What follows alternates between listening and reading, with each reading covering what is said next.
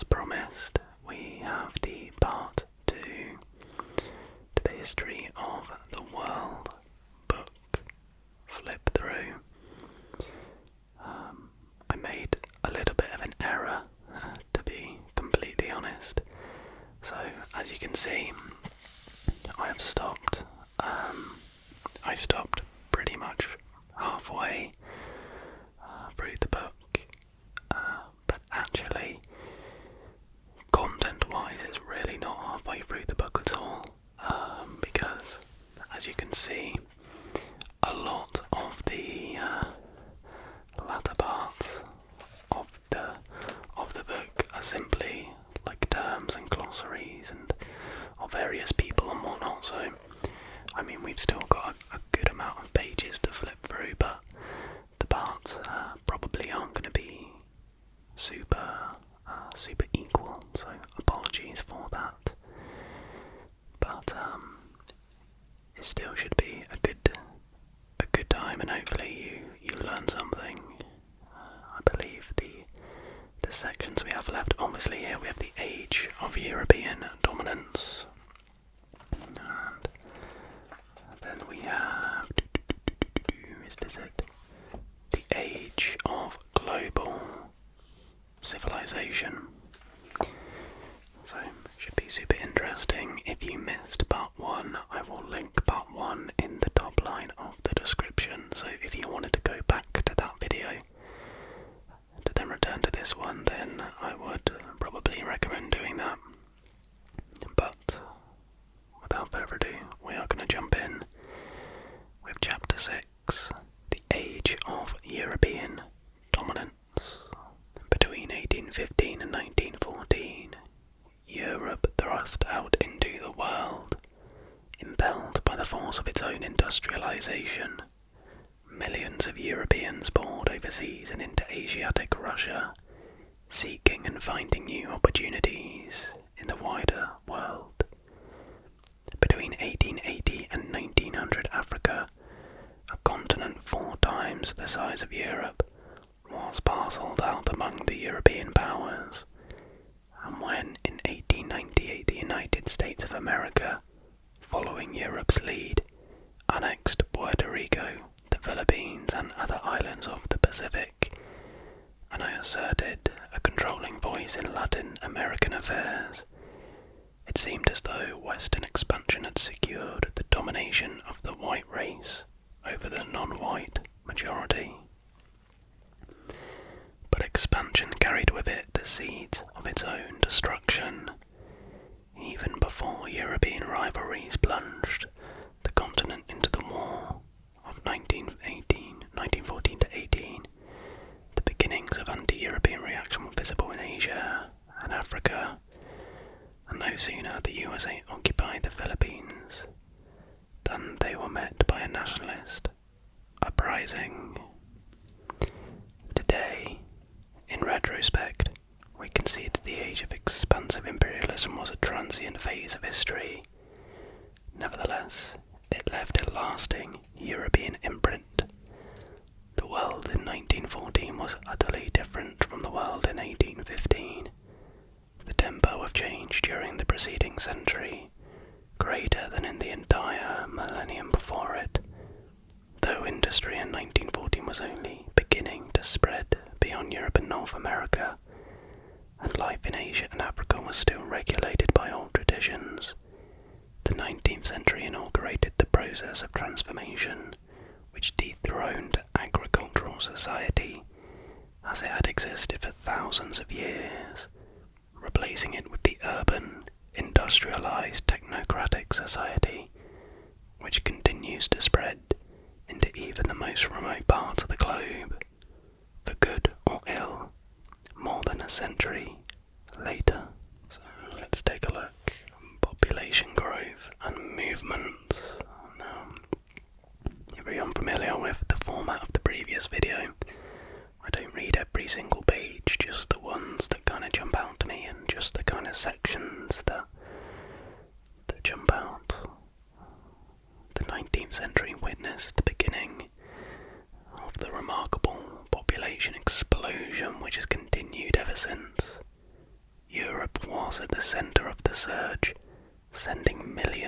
overseas into America, Africa and Australasia. Millions more left the land to work in the bustling cities whose populations grew faster than at any point in their history. So what does this show down here? By the way, I've lost my, well, I didn't lose it, I used my super thin paintbrush for painting, so I'm going to be using this little pen today, but I promise I will replace the paintbrush for future videos. But what we got here, we've got world population movements, so these red lines and across here indicate immigration from Europe. The yellow is from Japan, from China, and then orange is from Japan. There we are. Coming up here. And the blue lines are from India.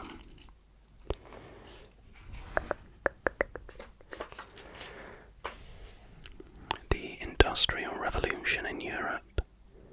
The 19th century witnessed a fundamental transformation of the European economy with the spread of modern forms of industrial organisation and production. Industrial regions grew up around major ore and coal fields, drawing in millions of workers from the villages to form a new class of labouring poor. Marx called them the proletariat and defined the new era as the age of capitalism. I mean, I am definitely going to be, apologies that was loud, I'm definitely going to be dedicating a whole video to the Industrial Revolution and industrialisation in Europe, because it is super interesting. We've got the rise of nationalism in Europe now, breaking it down by regions in Europe. And then also further in the Balkans.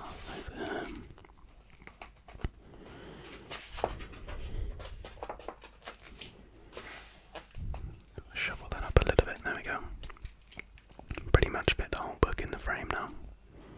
Maybe that way a touch. There we go, perfect. Germany and Italy, the struggles for unification. The French Revolution laid the foundation for a romantic nationalism in Italy and Germany that was harshly suppressed after 1815.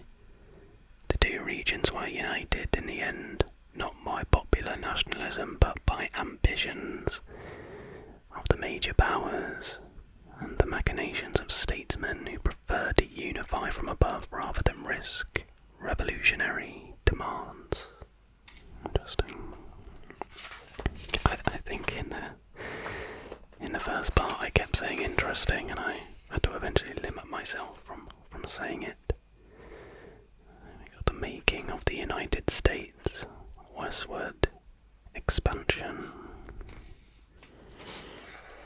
I'm definitely gonna go through this in my spare time and come back to it for specific videos where we focus in detail on one particular topic, but this video, or these two videos, are more just to give you an overview of the sort of stages of the development of the world, of the modern world, so to speak. Of the market revolution in the United States. The century between 1800 and 1900 witnessed a market revolution in the USA. Small farms and workshops gave way to a national economy where manufacturers produced for a distant marketplace.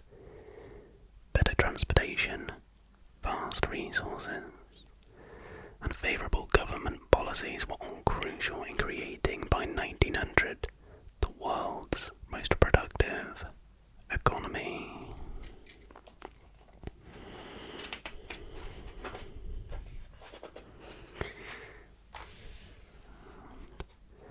Slavery, civil war, and Reconstruction. To be honest, I would love to just do like a 1 hour, 2 hour long video on the history of the USA. It's obviously not very long, but it's obviously a lot packed into, you know, a few hundred years.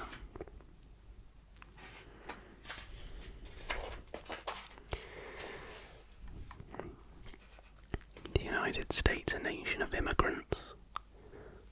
Although the USA is not the only country to have been founded and to have had much of its subsequent history shaped by immigrants and their descendants, it is the most powerful, populous and ethnically diverse of such countries.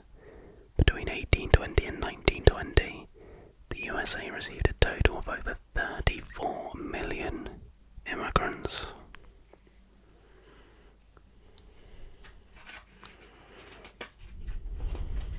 Wow, that map's crazy. It shows all the various sort of incomings to the USA. When's that say? From 1841 to 1930, so over 90 years.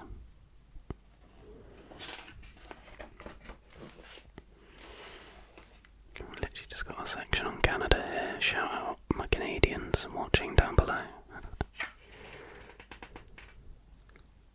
In 1867, Canada became the first self-governing former British colony. Good for you guys.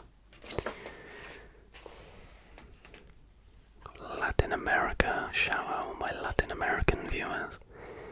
Independence and national growth. The early 19th century saw the Portuguese and Spanish colonies break away from their mother countries, in the latter case after a bitter military struggle.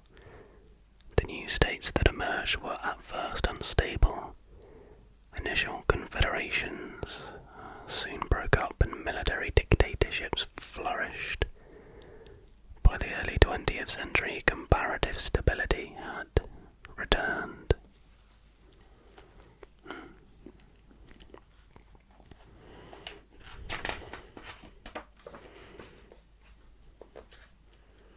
Disintegration of the Ottoman Empire.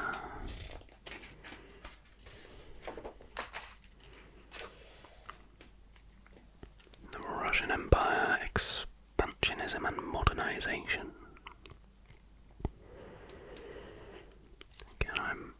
Russian history was something I studied, I believe, for my history A-levels.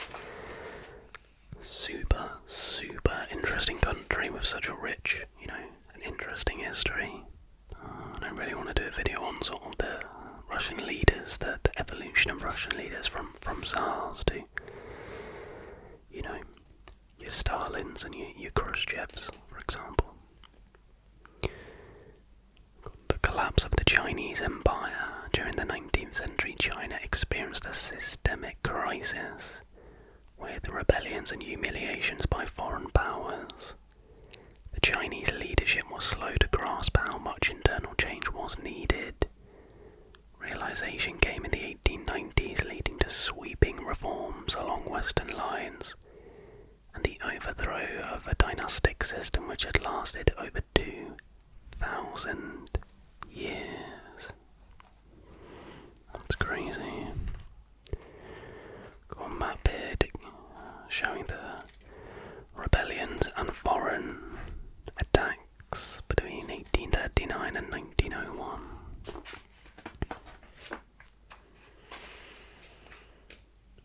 India under British rule.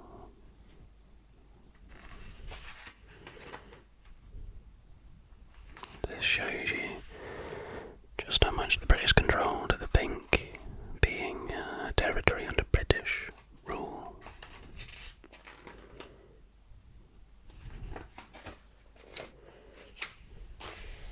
Australia. European settlement of Australia began in the late 18th century. Soon settlers pushed the Aborigines by force from the most productive land. By 1900 a rich economy had emerged, still however dependent on British capital. Only in the late 20th century did new economic and immigration policies and circumstances signal a complete sense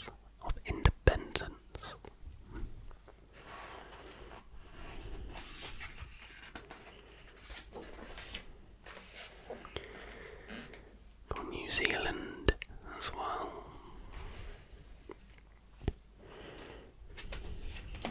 I really want to visit New Zealand.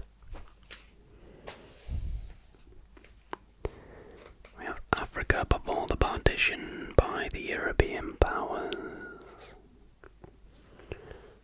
So what do these lines say?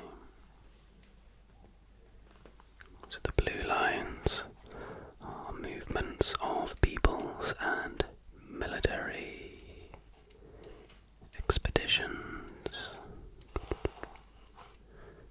We've got these lines that are states and state expansion. Those are these ones. French territories are the blue thick lines.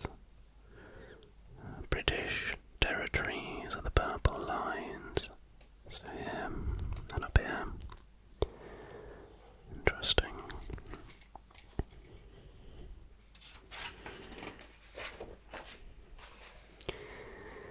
And then we have the Partition of Africa. Once Europe's Partition of Africa began in the 1880s, the continent was carved up remarkably rapidly. 30 years later, only Abyssinia and Liberia remained wholly independent. The scramble was completed with the redistribution of Germany's colonies after the First World War, when, for the first time, colonial administration began to be imposed effectively.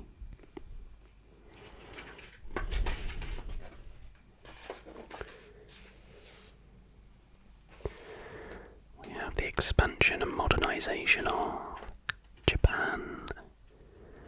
Between the 50s and 20s, it emerged to become a major world power. European colonial empires.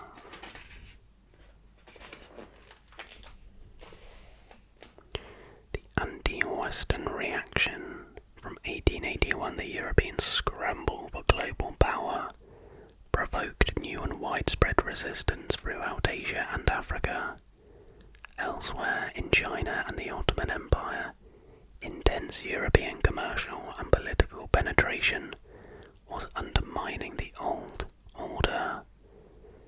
By 1917, modern nationalist movements were emerging in many European colonies.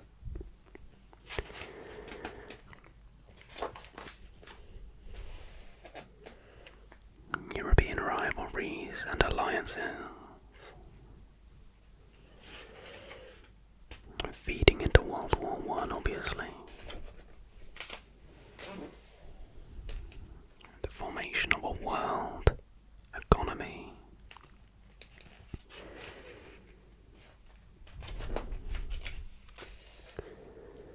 That brings us into the First World War. In 1914, for the first time since the Napoleonic Wars, most of Europe was convulsed by warfare. Expected to be short, the conflict became a long and bloody total war, mobilizing civilians as well as soldiers and killing millions. By 1918, the war had become a global conflict. Its legacy was economic dislocation, political violence, and heightened nationalism.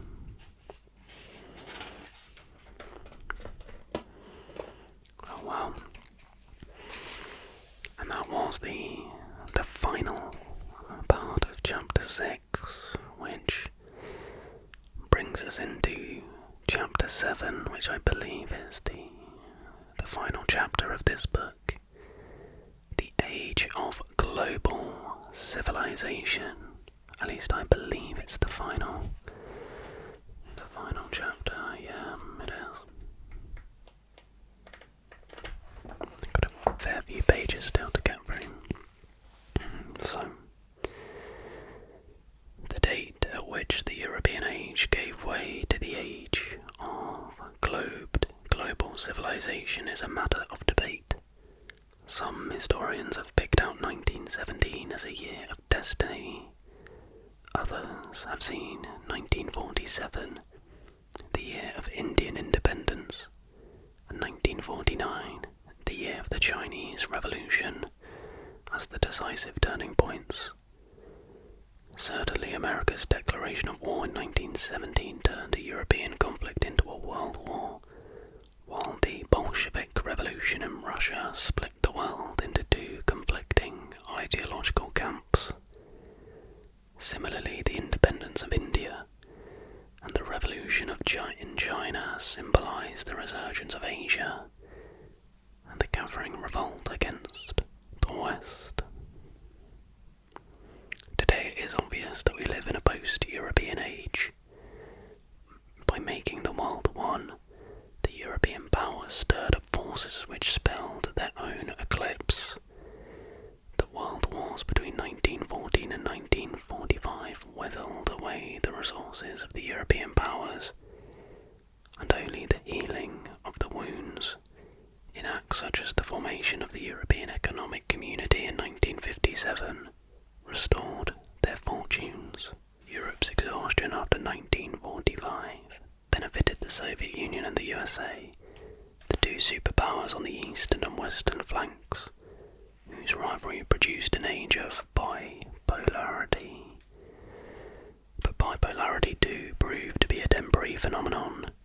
The recovery of Europe, the emancipation of Asia and Africa, the rise of Japan, and finally the collapse of the Soviet Empire brought a new constellation into being, and with it the threat of confrontation between rich and poor nations, and of the exhaustion of global resources through overpopulation. The world is now dominated by a single major power, the USA, whose massive economic and military strength is challenged by a new wave of anti-Western violence, not unlike the reaction that eventually undermined the age of the European Empire. We have the Russian Revolution. I'm not going to dive deep into this because I think, if I recall my calendar correctly, it's pretty high up on the list of topics, so we'll save that one for a future video. We have Imperialism and nationalism. Though the First World War destroyed the German and Ottoman empires, the British and French empires reached their greatest territorial extent after 1919. Nevertheless, the war had eroded the foundations of imperialism in Asia and the Middle East, while by the 1930s the stability of Europe's empires was being shaken by the Depression. Good, those pesky British, thinking they can own everything. The Chinese Revolution. China from 1912 entered a phase of brutal internal anarchy, with no effective central government. Warlords, nationalists and communists struggled for control, while imperialist Japan occupied increasingly large areas of the north. Japan's defeat in 1945 saw a further civil war, from which the communists emerged victorious in 1949.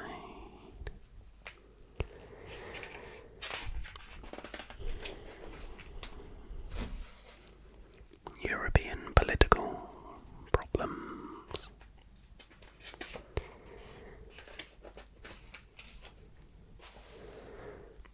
In 1929 we have the Great Depression. The world was plunged into the worst slump in modern history. Trade and prices collapsed, millions were thrown out of work. As governments took responsibility for economic revival, the old economic order was replaced by state intervention. At the same time, the crisis provoked extreme nationalism, paving the way to dictatorship.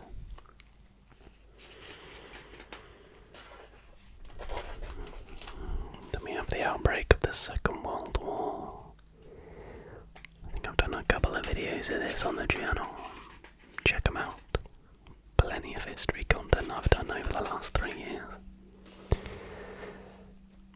we have the war in Asia and the Pacific.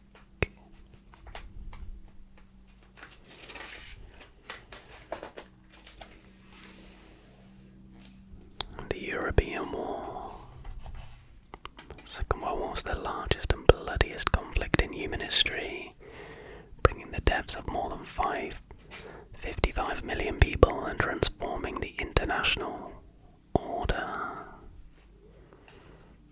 Apologies if you can hear that motorbike in the background. I'm actually really surprised my partner's movie can't be heard in the background. I think she's watching Devil Wears Prada downstairs. Racism and deportations. For almost 40 years, Europe witnessed an exceptional period of forced population transfers, mass asylum seeking, savage racial discrimination and genocide. Millions were forced from their homeland through political revolutions, irredentism or social exclusion. Millions more were murdered in the name of narrow nationalist ideologies or scientific racism.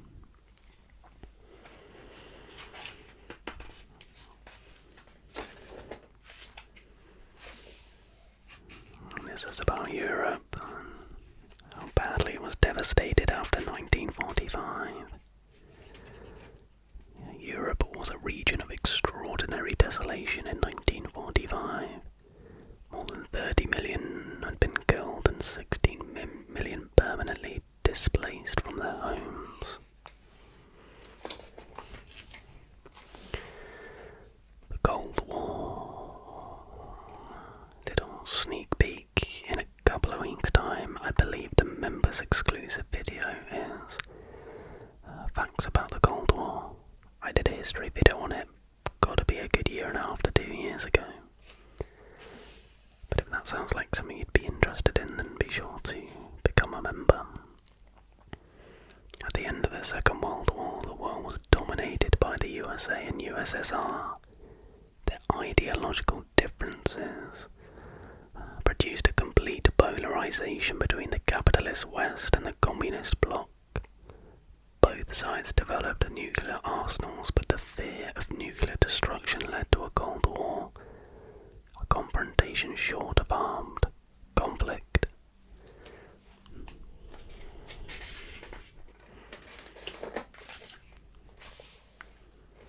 Retreat from empire. This gives you an idea of the colonial world in 1939.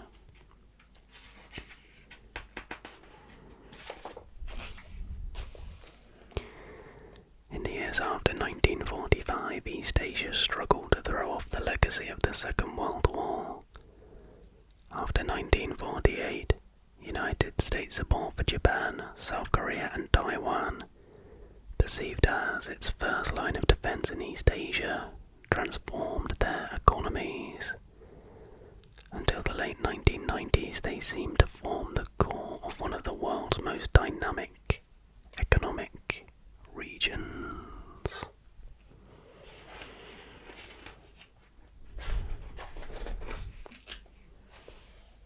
China under communism. The establishment of the People's Republic of China launched China's economic modernization.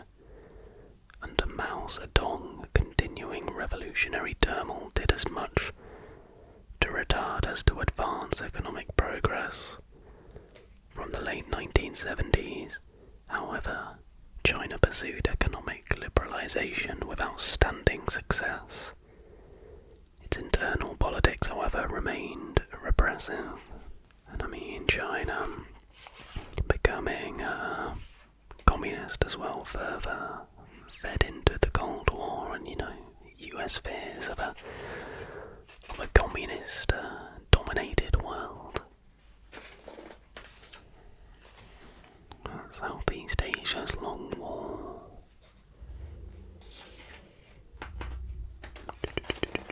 I'm not sure what's with all the cars outside. Hopefully they're not too noisy. It's 11 o'clock at night, so not sure what's going on.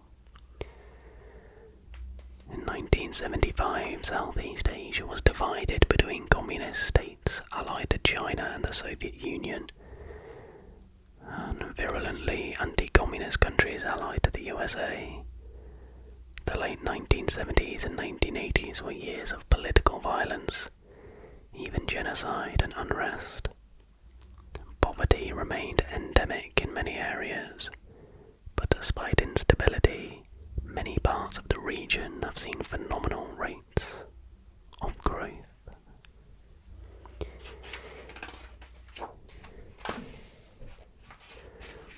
More on their independence and conflict. Now, Africa's development since the ending of European colonial control was anything but smooth. Poverty, corruption and ethnic rivalry dogged parts of the continent, while wars, repressive one-party governments, disease and famine meant that the lives of many Africans were a mockery of the optimistic goals proclaimed at independence.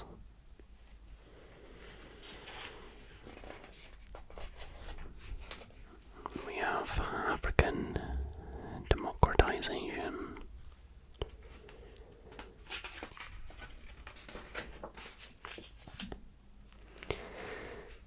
Palestine, Zionism and the Arab-Israeli conflict. The Arab-Israeli conflict has proved among the most intractable of the last 60 years, given tragic urgency by Hitler's mass extermination of the Jews. In 1948, the Zionist movement created a vibrant new state in the Middle East. While the Jews saw this as their rightful homeland, the Arabs of the region saw it as their land, taken from them and sustained by force. Unfortunately, I think this book was written a few years ago, and obviously this conflict is still ever present, if not more present today.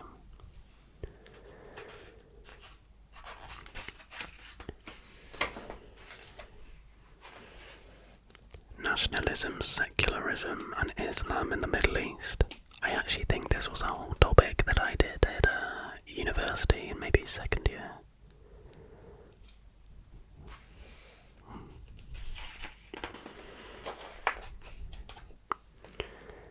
South America, search for stability and development. Latin America since the 1930s has experienced a cycle of economic crisis, radical politics and revolutionary movements. Then right-wing reaction and a gradual return to democratic politics. Vulnerable to external economic shocks and political and military intervention from outside, the stability of the region has always been fragile.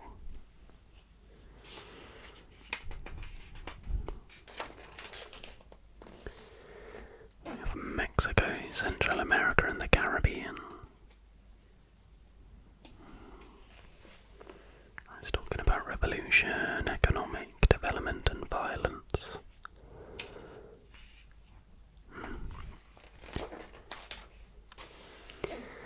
And goody for the USA, the age of abundance. For much of the 20th century, the USA has seen exceptional economic growth, becoming by far the world's largest economy and enjoying a remarkable age of consumer-led abundance. This prosperity brought mass migration to the cities and a new wave of immigration from Latin America, bringing new problems in its wake.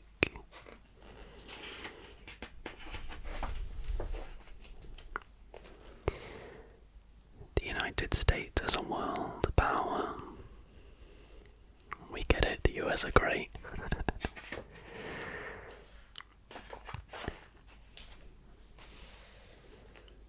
The development of the Soviet Union and Russia.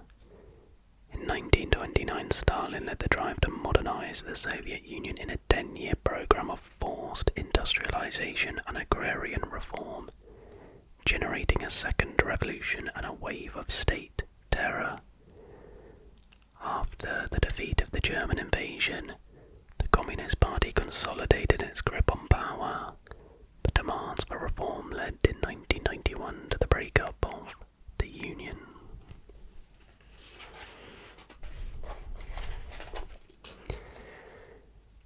Back to Europe. The post-war boom was replaced by more unstable growth and high inflation.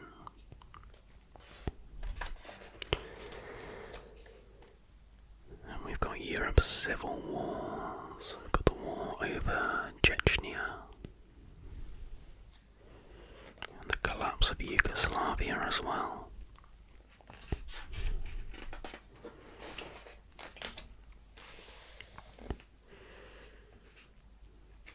Talking about warfare, but often not the traditional ways of warfare like the major world wars. Like it says up here, many of the conflicts have been asymmetrical, a major state using hard power to enforce its political will. Other regional or civil wars have been fueled by the worldwide sale of modern armaments from developed states, which have tried at the same time to limit the violence their trade stimulated.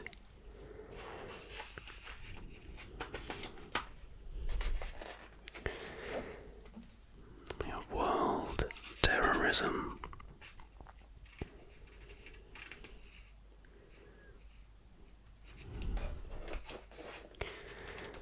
In Iraq and Afghanistan, and again I think I've done videos of these on my channel.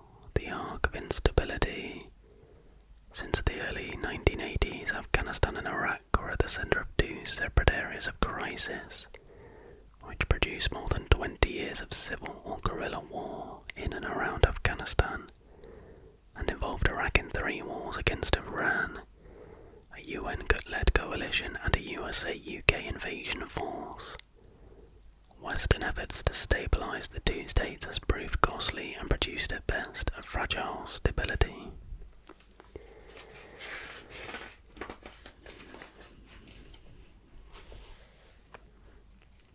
The world in the 21st century.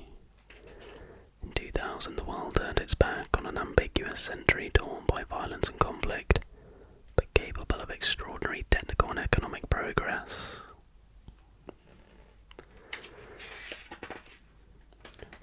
I mean, yeah, there's still a lot of conflicts going on.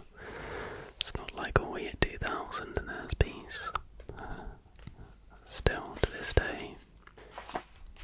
Communications in the modern age, and it's all about the development of air travel and the internal combustion engine. The global environment. Until the 20th century, the environment was largely determined by natural changes.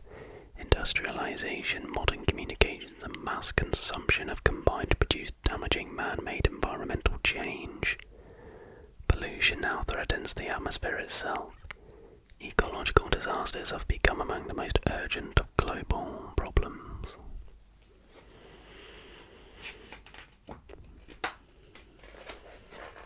Oh, and that was it. Wow. End on the nice, cheery note of, environmental destruction. Bottom line is, apparently the world is still a horrible place. No, but unfortunately, that sort of, nothing shapes the world, the earth like war, essentially, and unfortunately, very, very interesting. But this was a really good book. I'm really happy I found it in a charity shop. So yeah, thank you for reading or listening. History of the world. Very hard to rhyme because I have to lean quite far, so I promise I will get the paintbrush back ASAP. But yeah, that is going to do it for this video. I really hope you did enjoy parts 1 and 2. If you did, and you're still able to at this point in the video, please do give it a like and subscribe if you are new to the channel. But until the next video, everybody,